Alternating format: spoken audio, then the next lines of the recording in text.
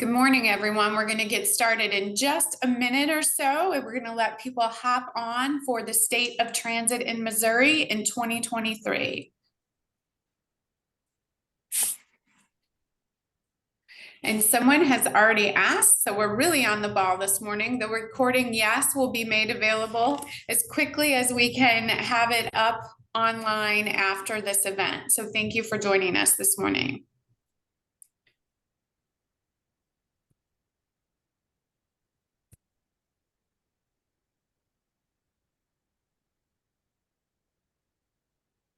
Okay, so let's jump right in and get started. Good morning, and on behalf of Citizens for Modern Transit and the Missouri Public Transit Association, I'd like to welcome you to the Talking Transit event on the state of transit in Missouri in 2023. This year marked another historic year for public transit in Missouri. We saw record funding with the passage of HB4. This, for the second year in a row, Missouri invested additional funding in transit, taking us to $11.7 million in 2023. That is a 580% increase since 2021. I know there's some of you on this webinar saying that's not enough, and we agree, but it's a huge step in the right direction for public transit in Missouri. This funding is split among the 32 transit providers operating in this state, and this includes $1.7 million from the State Transportation Fund with an additional $10 million from general revenue. This funding is really critical for our providers in Missouri because it provides that non-federal or match required to enable transit providers to draw down some of the $91 billion in federal funds earmarked for transit as a part of the Infrastructure Investment and Jobs Act. Federal funding support requires either a 50-50 match for transit operating or an 80-20 match for capital programming. So this funding is critical to Missouri bringing back more federal funds to our state. During the same time frame this year, the Missouri Public Transit Association and Citizens for Modern Transit commissioned the 2023 Missouri Transit Economic Impact Study, which will quantify the economic impact of transit on this state. These available funds, coupled with these key research findings from the study and the 2022 Transit Needs Assessment Study, will go a long way to helping us address these public transit challenges. This is really important as public transit is currently delivering more than $3 billion to the state's bottom line annually, while ensuring transportation accessibility to nearly everyone in every county in Missouri every day. According to the 2022 needs study, total trips would need to increase by more than 39 million annually, though, to meet the demand that we have out there in the state. That would cost more than $341 million a year in additional operating dollars. We know there are service gaps in Missouri, and we and our providers are attempting to address those every day. So that's why this conversation is more important than ever. So we have seen this historic investment. We know we have unmet demands for service, and we know we are impacting the bottom line in Missouri. So where are we today, and where do we go from here? We have the opportunity to hear from both rural and transit operators in Missouri this morning. What is the state of transit in Missouri compared to 1 year ago? So let's welcome our panel.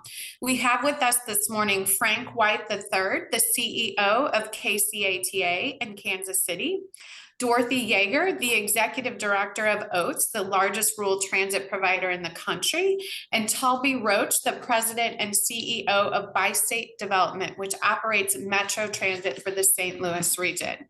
We're lucky to have these leaders with us this morning. Before we went live, we were just discussing once you jump into transit, you're in transit. You're not leaving. So welcome to all three of you. This panel is going to look at the historic wins and challenges this year and discuss where each of their organizations go from here. So we're going to give each panelist about 5 minutes. I know one of them I'll have to pull to bang the gong to get him to quietly move, let others talk, but we're going to give them each about 5 minutes to talk about where they are, an overview of where they stand, and then we will jump into question and answers. So those of you who are attending this morning, please place your questions in either the chat box or Q&A, and I will get to them as quickly as we can. So let's start with opening remarks from KCATA and our newest transit leader in the state, their CEO, Frank White. Frank? Thank you, Kim. Good morning. I was the one that said you get trapped in transit. You get the Kool-Aid and it gets into you can't get out of it. It's been 14 months now that I've been the CEO of the organization. Seems like yesterday, and I would say we're the state of the ATA. We're in a good place. We are, we're making progress. We've had a pretty good year from the administrative side, really trying to get the structure in place internally. We're actually under budget, which is a good thing, about 2.5%. So we're trying to make sure we manage those dollars wisely. We've been somewhat successful. We're about 120% over pre-pandemic ridership levels. So we're trending in a positive manner as far as getting folks back on our services. We've had a lot of great events. We did the Chiefs parade for the Super Bowl. We did the NFL draft, was a huge success for us. Had over 300,000 people in the city. So great coordination with us and the city of Kansas City and the region to make sure that people got moved in a positive way. And really trying to get us back at the table, so to speak, in those discussions. We tend to believe that transportation is infrastructure, like any essential piece of any kind of development, any city, and really trying to make sure that we're at the table. That's kind of been my focus, Kim, is making sure that as these key discussions in our region are being had in our state about development growth, that you have to make sure you consider transit in that discussion, where it's going to come from. Because I use the phrase, if we're not at the table, you're on the menu. And so we want to make sure that transit is at that table for that discussion. I actually had a discussion last night with some key business leaders about how a bus route is done. And they had no idea. They thought we just say turn left and it's a new route. So for them to understand that we do have a method to our madness in transit, that we do have processes, that's really been our biggest push here, is making sure, we received more federal money the last year than we have in previous years, primarily because, again, we're at the table. It beat in Jeff City with the work that you guys do, the fantastic work you guys do in MPTA, and Jeff City, trying to support your efforts on our end, what we do in DC. I'm sure Talby and Dorothy have make those trips to really advocate for the importance of what we do and how we do it. You're correct. It's never enough. It sounds crazy, but it's never enough because, quite frankly, the demand is there for what we have to offer to people. And so we're forced to be creative, but we're in a good place. We all have our challenges, obviously, but I think from where we were 14 months ago to today as an organization, we're demonstrably better off. We've got this thing called the World Cup looming on us in 3 years, which takes a lot of our time, but it's an exciting time, in my view, to be in the public transit industry. Every day is exciting. You're challenged. Every day is never dull. I know it sounds insane, but it's actually a lot of fun to work in this industry and to know that the work that you do impacts people's lives in a positive way. Thank you, Frank, for your quick update. And I can't believe it's been 14 months. It does feel like just yesterday. So no. we can't call you the newbie anymore, but thank you for the update. So now let's turn to Dorothy. Dorothy is the executive director of Oates Transit. Oates is almost in every county in the state of Missouri. So Dorothy, would you like to provide an update for us this morning? Sure. Good morning, everyone. And Frank, once you're sucked into transit, you'll never leave, because one thing about this industry, you think you've seen it all, and here comes a new challenge. So it's never boring. 100%. There's a theme here this morning, I think. Missouri is one of the few, I think we're the only state in the nation, Kim, with rural public transit in every county. And we're home to not one, but two of the largest and oldest rural community transit providers in the country. OATS and SMTS are colleagues in the Boot Hill. In addition to OATS and SMTS, there's also, I think, well over 25 other smaller providers that are serving local communities and counties. So, you know, we're going to talk this morning about a lot of the challenges that face Missouri and the unmet need, but our state is so fortunate in that we have such a solid groundwork on which to build.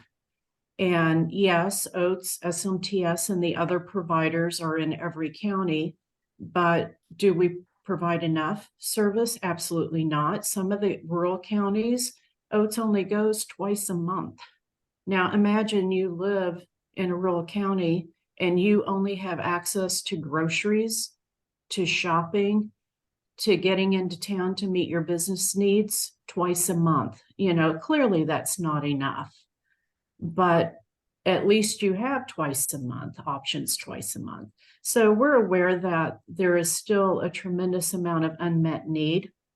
But I will tell you, in recent years, I have never seen so much interest in transit.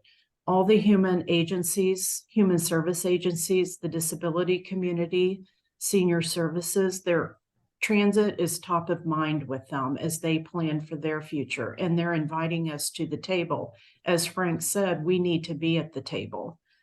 And I'm seeing a tremendous opportunity starting to percolate under the surface here in Missouri. And I hope we all have the wherewithal to seize the moment and continue with these opportunities and make the most of them. Thank you. Thank you, Dorothy. Thanks, Dorothy. All right, so now let's turn to Talby Roach, the CEO of Metro Transit, the largest transit provider in the state of Missouri. Talby, if you'd like to give us an update, and then we will jump into all the questions that we have. Yeah, well, good morning, and good morning to my colleagues. And of course, thank you, Kim, for having me. But I think it's really kind of simple, and that is that life has changed. Our cities, our communities, our travel patterns, even I would challenge everybody out on the line that maybe even how is your day, your work day different today than it was even, 18 months ago, 3 years ago. And those fundamental travel patterns and the changes in economics that are happening across the country are what we need to adjust to as far as creating a transit pattern that is responsive and helps our communities grow and thrive. And so certainly what we are looking at here in the St. Louis area is how are we tweaking and changing that service, also responding to the very real challenges that we have in providing reasonable service within our community. There are some aspects that are a struggle, no doubt. We're struggling for workforce. We're struggling for some other aspects of that. But within that struggle, we have to have the courage to look at it very plainly and see what are we doing about it. What are we executing to be sure that indeed we are creating a system and a community that we want to live in, that is thriving and that is changing. Great. Well, thank you everyone for giving a brief recap. Now let's jump into some of these questions that we have received. And as a reminder, please place any new questions you may have in the chat box or in the Q&A, and we will take them as they come in. So first question for the panel. We talked a little bit about the $11.7 million investment this year at the from the legislature. That's a historic win for transit. How has that impacted your agency, or how will it impact your agency moving forward? How will you utilize that funding? Talby? I can start. I get to go first this time. How about that? Okay. Well, hey, it's real simple. I mentioned it in my opening remarks. We are going to make investments in workforce development, period. Right now, our moment of scarcity, and I think my colleagues can share, is really on that labor front. So right now, in an extraordinary basis, we are offering a $5,000 bonus for any new employees. But in addition to that is our existing employees And I just recently endorsed a great contract with our largest transit union, 788, great folks. And that bonus for our regular drivers over a 3-year contract period will be close to $7,000 in a split kind of incentive package that is in 401k and cash bonus. And what that means is that we need to be sure to invest in what is our frontline service. It is our frontline operators that are a moment of scarcity right now. They are going to make the difference as far as what the public is seeing and the quality of our service.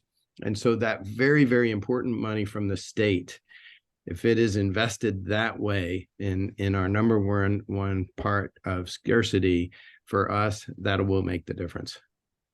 Thank you, Toby. This operator conversation is really important, and we have more questions on this.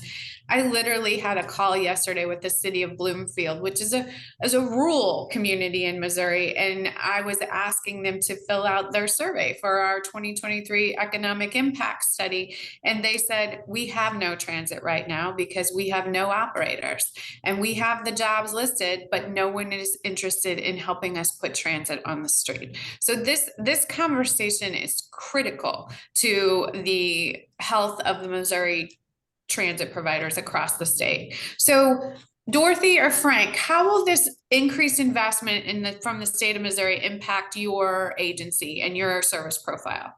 I'll take this on. Oh, sorry, Dorothy, you got it. Yes, we're struggling with the same thing Frank and Toby are, labor.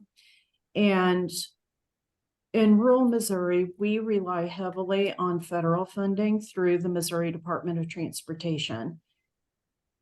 We're in an odd situation right now because there has been significant increases in federal funding grants. So there's tremendous opportunity to increase our federal funding.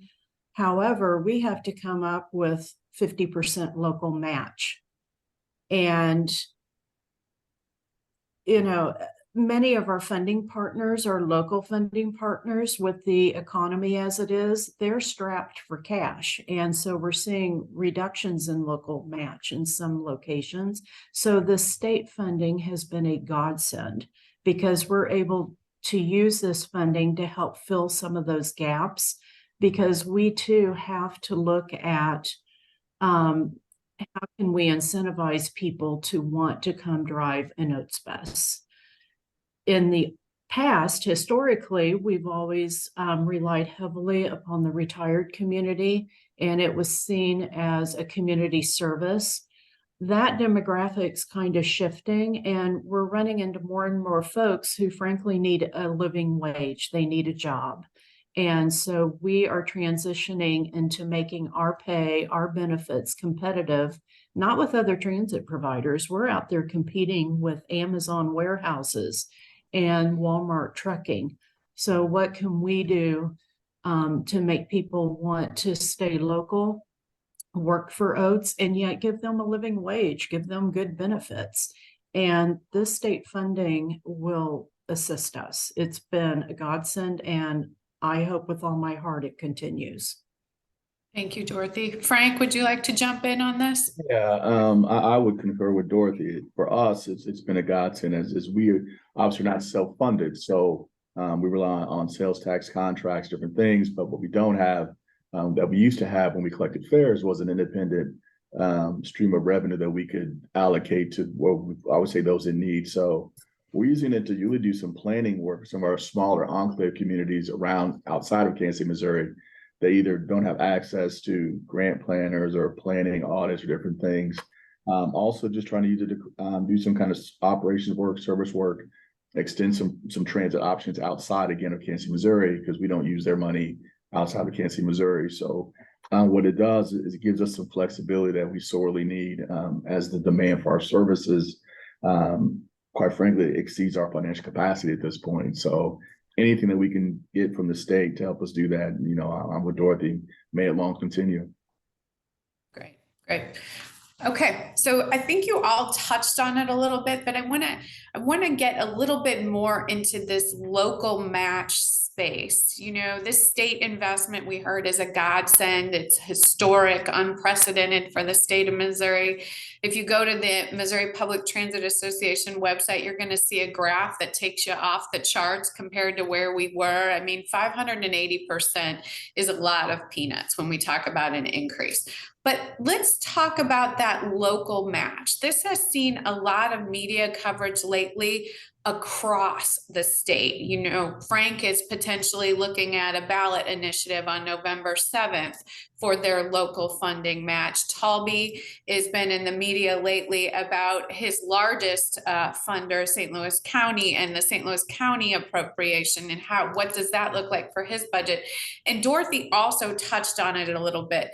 Oates is having to work doubly hard to be creative outside the box private contracts to help provide that local match to draw down that federal funding. So could you each talk a little bit about the importance of this local match and what you're doing to ensure that you have that local match and what interested stakeholders, riders need to know about the service you're providing and why that local match is so important?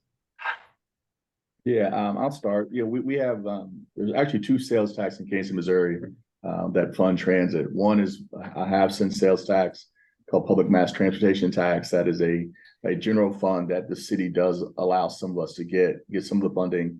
The second, which on the ballot, is a 3/8 sales tax, which is dedicated specifically to the KCATA.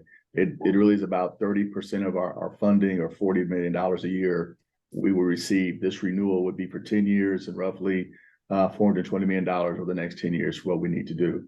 The city of Kansas City, as our largest funder, is about 60% of our budget. So for us to not renew this would have some negative repercussions on our service. I would say we have to streamline it is the nice word I would use, and really probably having more leaner ATA. But at the same time, you probably see a reduction around 200 jobs. You probably see a reduction probably after service routes, because we just could not do it, because again, we don't fund ourselves. So this is to maintain our service, to maintain the jobs, to maintain the way it's going on. And it gives us a baseline to plan, Kim, for the next 10 years when we know that funding is critical. And so, as I told you before we got on the call, you know, we are being forced to be creative. We've got a ton of different community stakeholder advocacy groups out there campaigning for the renewal of the tax, from KCRTA to Sunrise Group to the local political company. The unions are all out there, you know, banging the drum. I can educate, but I can't technically advocate to vote for it. I can say go vote and hope you vote the right way. But this is something that, you know, we have almost 80% of our riders don't have access to cars. 3 out of 4 of our riders make less than 20 grand a year. These are the people that are impacted if we can't provide service. Again, we are, in my view, the community asset. And I feel pretty good about it being renewed. Elections are funny, you know, but for us, and again, because the way we're constructed, we can't levy taxes. So these things, we depend on these to provide that essential service.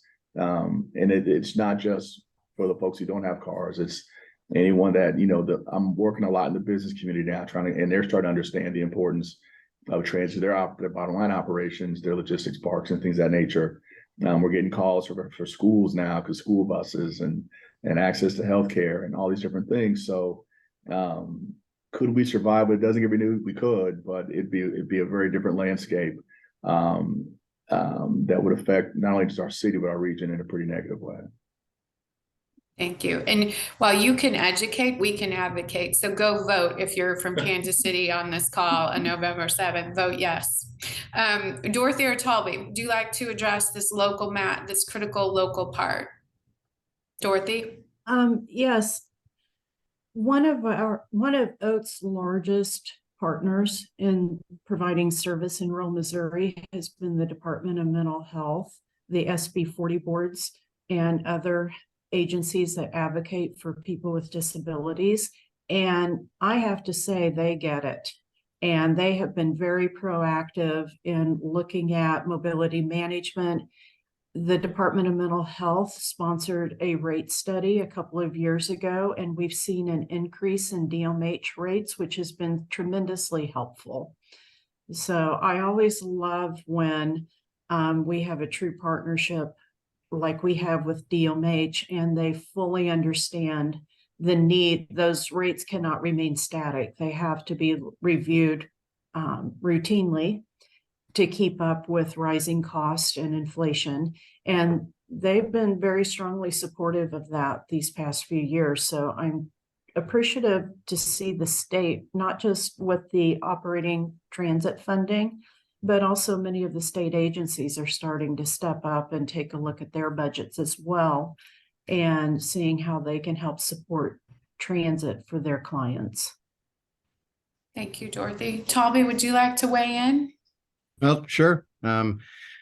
Yes, it's real money. So tonight I will be going to St. Louis County, my largest appropriator, for an annual appropriation. That appropriation will be $128 million. We put a lot of service out on the street with that money. And although we're very thrilled with the contributions from both the federal government and from the state of Missouri in this case, it does not happen with that fundamental base. Okay. Both our state and federal partners ask us to essentially leverage those dollars so that we can get as much as we can for that dollar. So that's important. But what's really key, and Dorothy hinted at this, and the translation that I need to make to that county council tonight when we have these discussions, is that this affects real people. Okay, we have over 5,000 rides that we give on Call a Ride. We're struggling right now to get that service out based on that labor dynamic. But this is extremely valuable service to service like places like Lafayette Industries, where actually Dorothy and Metro partner to serve the disabled community, at these great fundamental 5-day-a-week jobs, getting folks out of their apartments, out having fulfilling great lives. It is about everyday work. That's what transit is about all across Missouri. And the important thing to that translation, when we go to these city councils, when we go to the county councils and so on, to talk about that, is that relating what is the why? What is the why behind service? And that is the everyday actions of what service means. What does that bus mean to that individual? And we need to be sure that we are telling that story. Thank you, Talby. And I love that you're calling it the why, because as Citizens for Modern Transit celebrates our 40th anniversary this year, we're talking about the why behind public transit. And we've been talking a lot about funding as some of our first questions. And I did want to make a plug before we move on to some of our other questions. We're heading into the 2024 legislative session. We need to tell those why stories to our legislators. So if you actually go to the mopublictransit.org website, there is a blog asking you to help us identify the faces of public transit, so that when we go to the legislature, we can personalize it with their very own constituents and tell those stories. And it can be a rider, it can be an operator, it could be an industry or a business that's impacted, their workforce is impacted by access by public transit. So that is one call to action we have this morning for those who are on the webinar. Help us identify the faces of public transit. So when we go to Jeff City in January, we can talk about the why, and we can talk about why 11.7 million, if not more, is critical to continuing to move transit forward in the state of Missouri. So thank you for teeing that up, Talby. Who knew? And we didn't even have a conversation before this. So thank you. And don't forget, if you're in Kansas City, vote on November 7th. Okay. So moving on. What has been the most significant change to your agency since last year, and how has that impacted your service profile, good or bad? Anyone? I'll dive in. Probably the biggest difference is we've regained what I would call regional trust. We're a bi-state agency, similar to Talby's. We cover 7 counties on Missouri and Kansas side. And then when I took over the reins, there was a lot of questions, where are we going, what we're doing, and kind of what is our future, excuse me. I have to stand up because if I don't move, the lights go out. So, so yeah, that's the engineer here did that. So the biggest thing was talk about the why is why does the HA matter? What do you contribute? There's two lanes in transit we're dealing with right now. There's the lane of, our goal is just efficient service, doing the best we can and just delivering on our core function. Or are we trying to be a true public good and just not worry about ridership, those different things? And we had leaned more toward that social services piece. I lean more toward just damned efficient transit, getting there on time and on task. And if we do that right and we cover it right, that is the ultimate social good. So we had to go to our stakeholders, community, civic, business leaders, and really tell that story of how we're going to deliver on that promise to be a damn good transportation authority and make it happen. And doing so, we've gotten buy-in from the business community, the civic community, which is evident in some of the work we're doing on the renewal of the sales tax and our being at the table, as I mentioned earlier, being in those meetings and now having the major corporations come to you, Panasonics, your Metas, and saying, we need to talk transit now. We got workers coming now and really trying to integrate public transit into that economic development, workforce development fabric. Because the number I believe is every dollar public transit that's invested, $5 of private dollar money follows. So public transit, in my view, is a huge economic driver. If we focus, at least we focus on, I won't speak for Talby or Dorothy. And so it's really affected us in a positive way in that we're now getting private business open to the idea of investing in public transit. Because they're creating private problems they want public to solve. Well, no, you've got to invest in those things. So that's probably been the biggest change. Like I said, we're building that credibility and trust with transparency and accountability to the community that we serve. Right. Thank you, Frank. Dorothy and Talby, what significant change have you seen at your agency over the last year, good or bad? Well, I'm sorry. Go ahead, Dorothy. Go ahead, Dorothy. Not in the last year per se, but over the last few years, Kim, we've seen a shift in the demographic of the people we serve. For decades, our number one trip purpose was medical, and our core operation was to pick up a group of primarily seniors and bring them into the nearest town. They go to the doctor in the morning, have lunch, go to the grocery store, and go home. It met many needs. It got them to their medical, allowed them to socialize, and then pick up groceries. People don't want that anymore. I'm amazed, but nobody wants to ride the bus all day. They want to be picked up, taken to their appointment, picked up, and sent home. So we're seeing that shift and trying to wrap our arms around how we can accommodate that. And no longer is medical our number one trip purpose. It's employment. And that kind of surprised me and it kind of snuck up on us. But community employment, sheltered workshops, that's our number one trip purpose now, is getting people to work. Okay. So that's been an interesting change.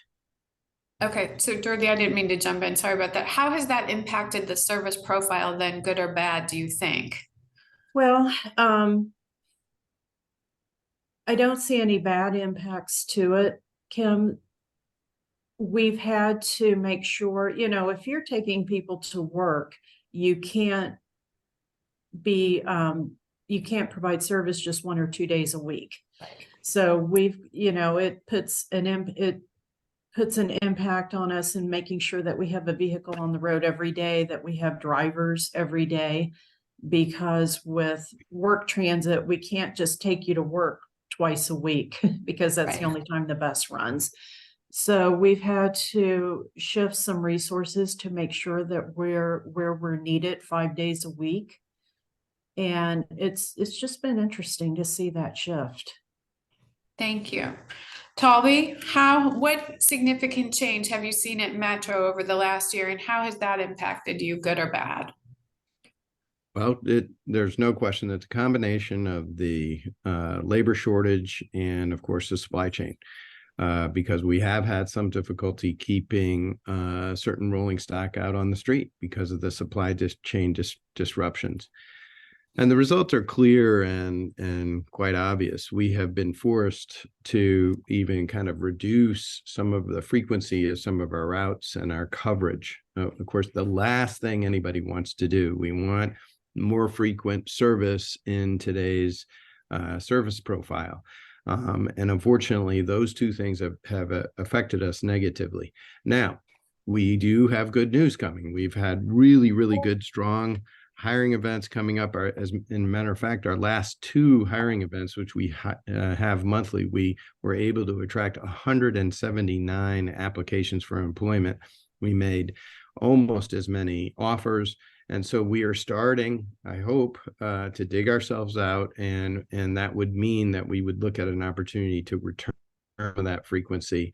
But we got to get out of that trough, and we're on our way to doing it. We need to make those investments that we talked about and use those investments, both local and state, to execute something and be sure that we're taking action. Thank you. So 179 sounds like a fantastic number, because the last number we heard, Metro Transit was down over 200 operators. So of that 179, can you speak a little bit to Tulby about how many of those will stick once they make it through the entire process? So how many of those do you estimate that you'll retain?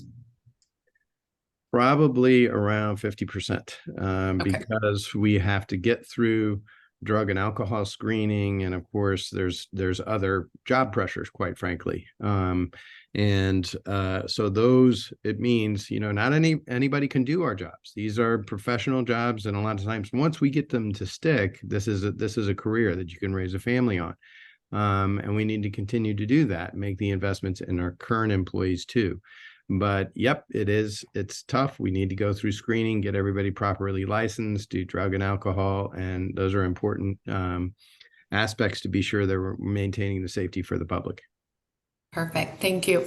So we have a question that's come in, and I'm going to pose it to all of you, and we may have to talk about some funding sources that are available already in Missouri, but the question is, there's been a proposed measure to increase the excise tax on cigarettes to fund greater transportation access for seniors. What impact would such a tax increase make, and how difficult do you all believe it would be to pass? And I know that is kind of a pie in the sky excise tax. Also, if you want to touch on a little bit, we have funding in Missouri, MPTA funding and other sources of funding for senior and for providing service to seniors. So of the three of you, who are eligible for that, and what funding sources are you able to tap for that type of service as well? And I do believe we do get the eligible for the MPTA. I'm pretty sure I just saw some stuff from Tyler on that. As far as taxing cigarettes, can we tax gambling and marijuana too, and just go for the trifecta? Because no one's going to stop doing any of those so-called vices, right? So the question would be, I would be all for it. Just a question again, how does the devil's in the details? How much could we get? How much, what are the rules and things? But I would imagine that is fair game. I wouldn't be opposed to that at all. Okay. Well, Dorothy and Tulby? Sure. I think the real translation to any kind of new revenue is to be sure to have the conversation of what does that mean to result. For instance, what we did in the MPTA is now investing in further in an update of the economic impact statement, right? Because what's really very important to the conversation that we have today and tomorrow and tonight when I'm in the county council and so on, was when there's an investment of $1, what does that mean to the community? Okay, how do all of these jobs and this movement mean to a burgeoning St. Louis, to a burgeoning Kansas City, and all across the state?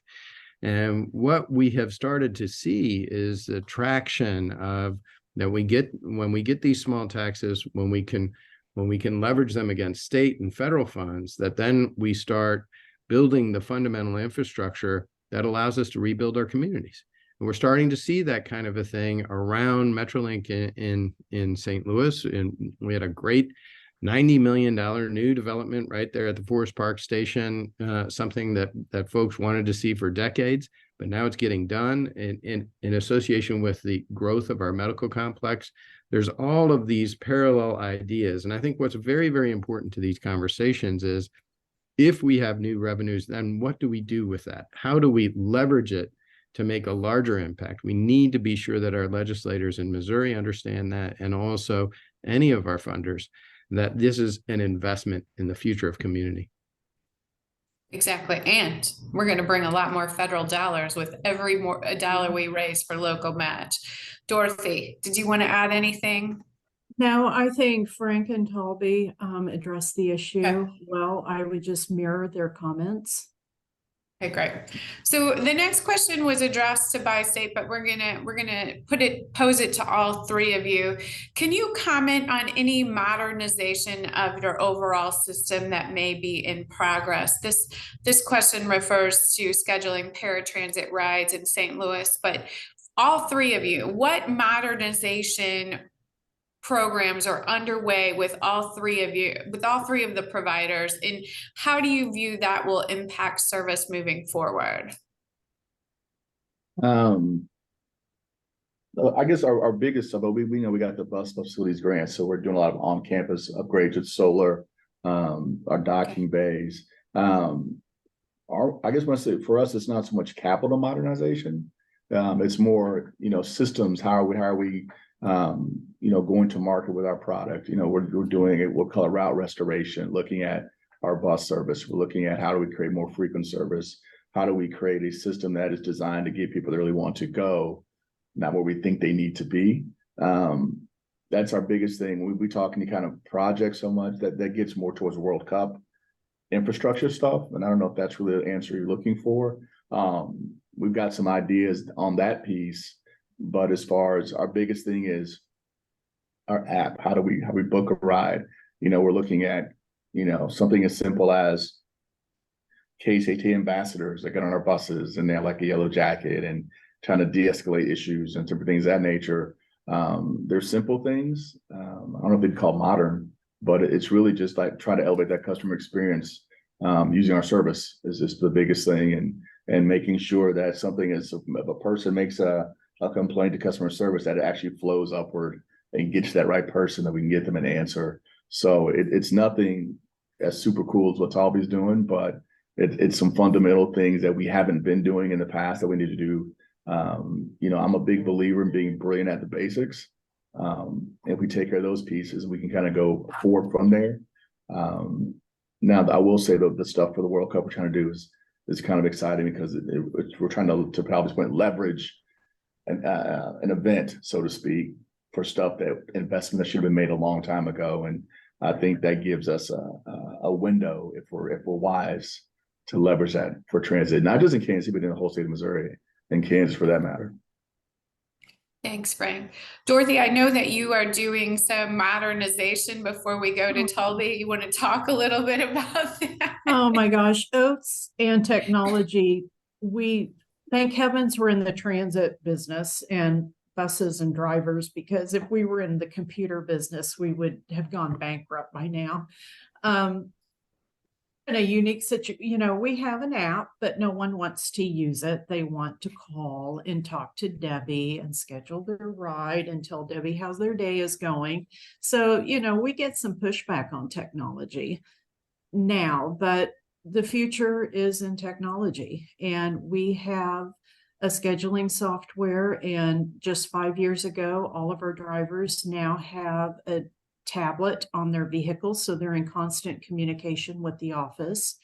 And this month last year, we finally, in the year 2022, went away from paper timesheets.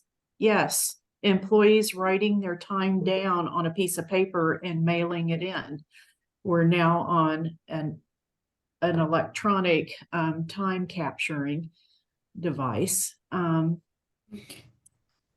And these things are important, as we deal with labor shortages. We need fewer people just handling paper. and let the computers do some of that work to free up time to do other things. And also we're seeing more demand for data. Just recently, Oates has been tagged by the Federal Transit Administration to provide more data. And so these technologies help us gather that data and making sure that we're reporting accurately. But it has been, for us rural folks out here in the boonies, it's been somewhat of a struggle sometimes. And we do get pushback from drivers and from riders, surprisingly. They don't want to schedule through their phone. They don't want to not be able to pick up the phone and talk to someone. But Thank you. that's the people we serve today. I think 5 years, 10 years from now, that's going to shift. Thank you. Quick question for you, Dorothy. What system are you using for dispatching exactly? Someone wanted to know. We use EcoLane. Thank you. Okay, Talby, how are you modernizing the system in St. Louis, and what does that look like? Well, obviously, we have 3 different major modes of transportation, all of which are seeing different pieces of modernization. Certainly with the secure platform project on the Metrolink side, one of the most exciting things is that we will be moving to a completely new fair media program in parallel with that project, which is very exciting, and we'll be moving to the next era of fair media systems. But even with those systems, I know, for instance, one of the things that we hear often on the call it a ride side, on the paratransit side, is modernization of that scheduling system, which is on deck. However, even the modernization of that is not going to change what my scarcity is. My scarcity is still labor. There is no magic wand towards that, except for taking action that we mentioned a little bit before. For instance, the investments in those fundamentals, as far as your workforce is concerned, be sure that our benefits are very good, be sure that our pay is competitive. All of those things must be done, absolutely have to be done. So one of the things that, an agency like ours struggles with is identifying what are the moments of scarcity and working on those particular things one at a time. Scheduling software certainly can be helpful. It has meant that we've been much more efficient in how we put our service out in the street. And for instance, we just went through an external audit on those aspects and by the federal government, and we passed that audit very nicely. But that doesn't mean we don't still have a problem. It is absolutely an important problem we need to solve as far as our needs with putting service out there associated with our labor shortage, and we need to be sure to make all those investments. I guess what I'm saying is that our most important investment right now is our workforce, okay? My board has said so. I am committed to doing that, and I need to be sure that we're focused on that is our number one investment, and that's reflected in our new 3-year contract with 788, moving now to a parallel contract on Call a Ride, and go ahead and making those investments. We need to invest in our people. They're the ones who should make a difference. Great, thank you. So let's look to the future. We did a state of transit in Missouri last year. I think these annual updates are very helpful. We get to talk about how the landscape may have changed from last year to this year. Labor still is top of the list as one of the largest challenges to delivering service in the state of Missouri. But when we look to the future, let's just say 2030. Yes, Frank, that means you have to stay till 2030. What transportation or transit project do you believe will have the biggest impact in the region, in your regions or your service areas? I know, Dorothy, you have a larger service area. So what does that look like? What do you think the project investment, what do you think that would be that would have the largest impact and the largest opportunity for transit as well? Kim, it's funny you should say 2030 because we're working on a long-term vision at Oates at 60, because 2031 will be our 60th anniversary. And well, look at that. What do we need to do to remain viable and relevant? And right. Certainly we've already discussed technology. And another thing I want to bring up, and one of the speakers at the recent MPTA conference said this: do not put your head in the sand when it comes to hybrid or low emission vehicles, because that's coming.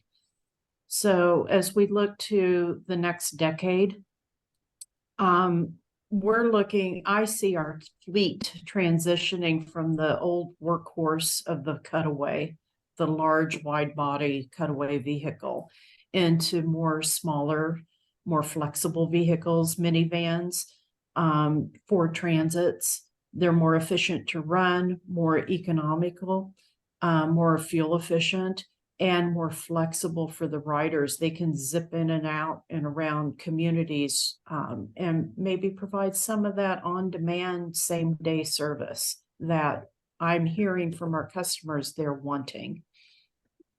Okay, great. Thank you, Dorothy. Frank or Toby, what does 2030 look like?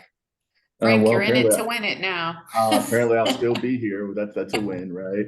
I'll still be around. Our biggest thing is we've got two major raise grant studies, East-West Bus Rapid Transit.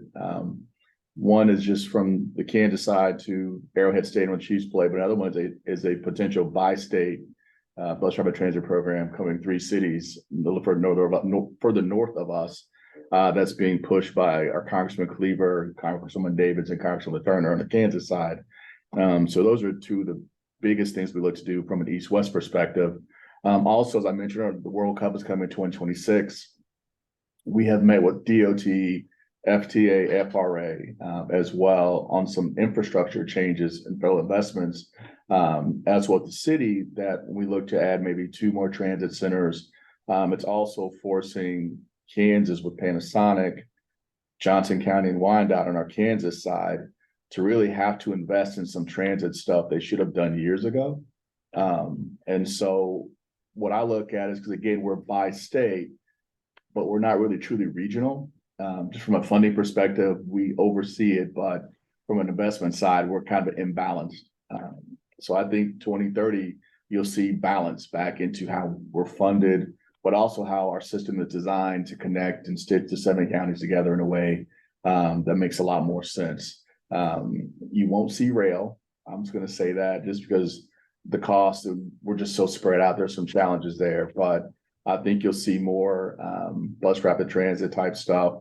You'll see more, we call it transit development work that Talby does. We do some work here, really trying to focus on building those communities around transit.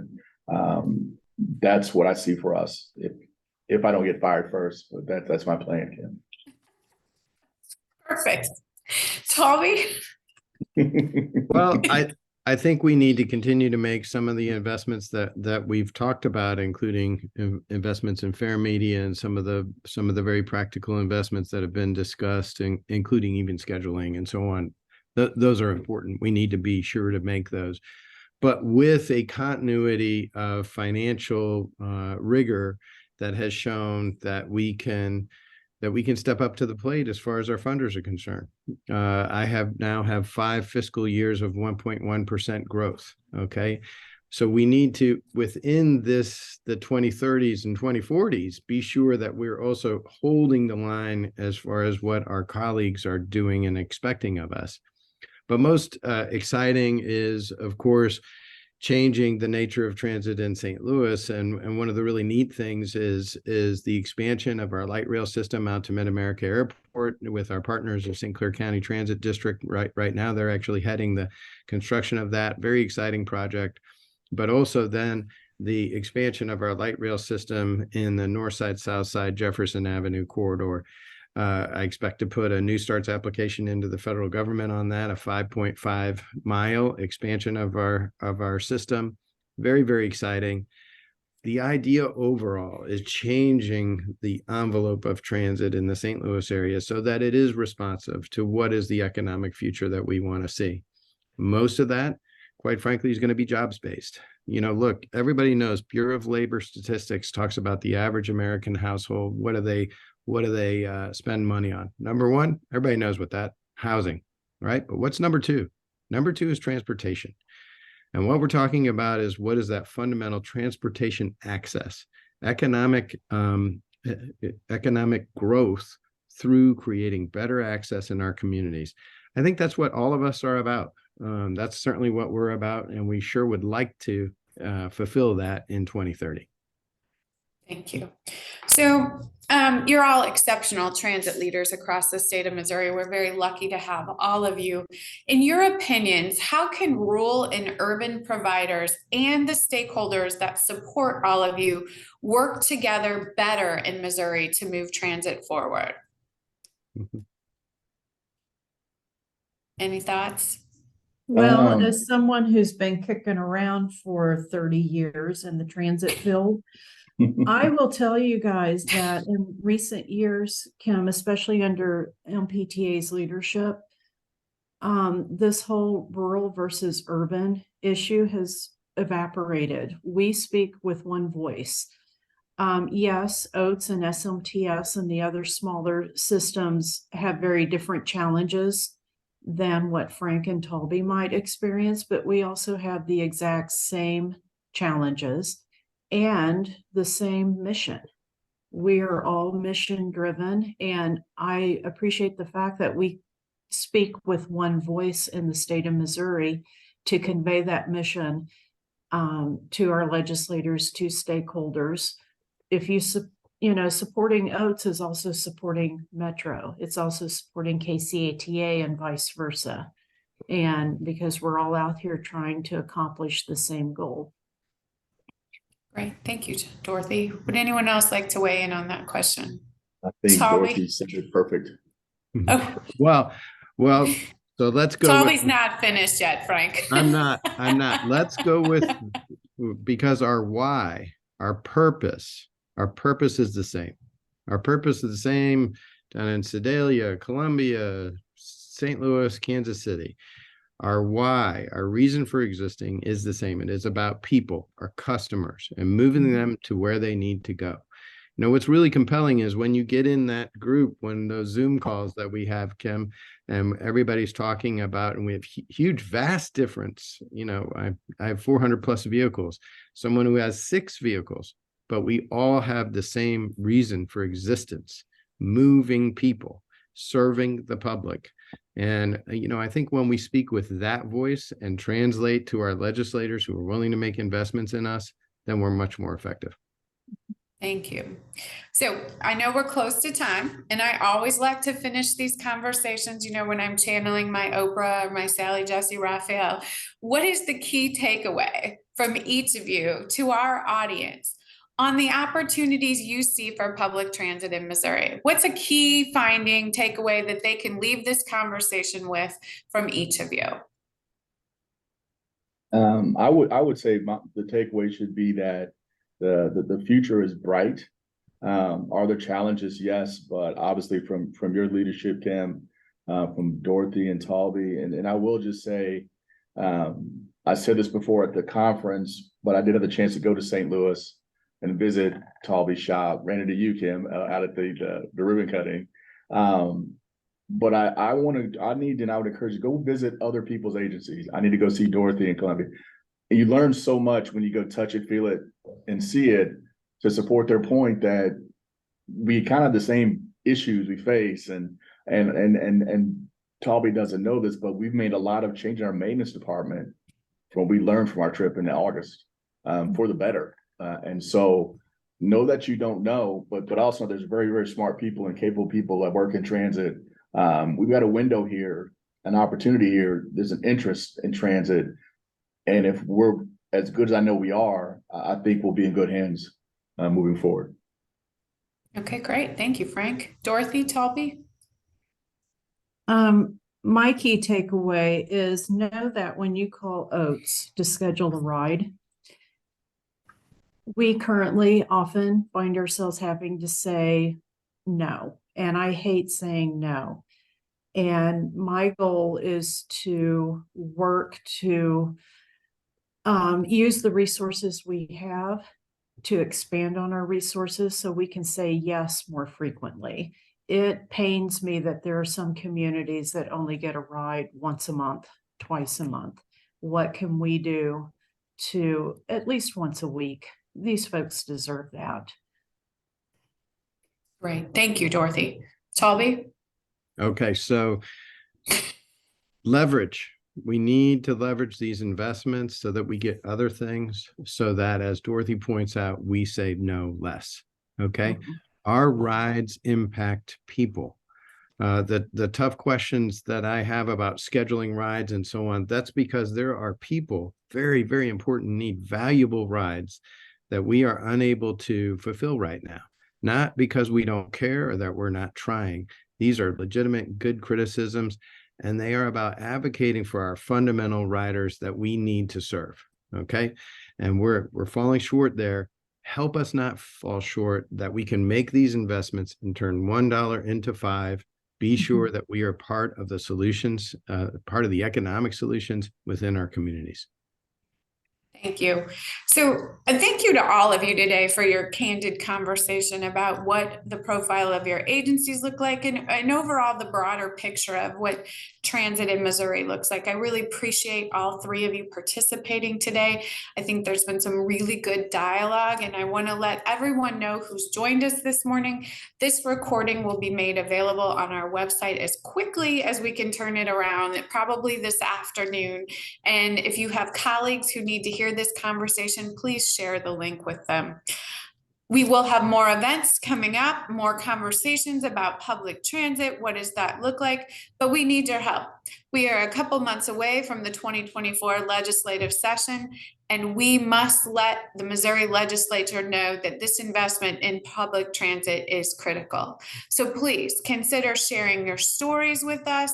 There's a form on the MPTA website that you can easily fill out. You can provide a picture if you'd like to have a picture to accompany your story, but help us help transit continue to move forward and increase service, and look to the challenges of attracting more operators, and also look for our 2023 transit economic study report coming out probably early next year. Thank you all for joining us today, and make it a great day. Thank you. Thank you. Take care, everybody.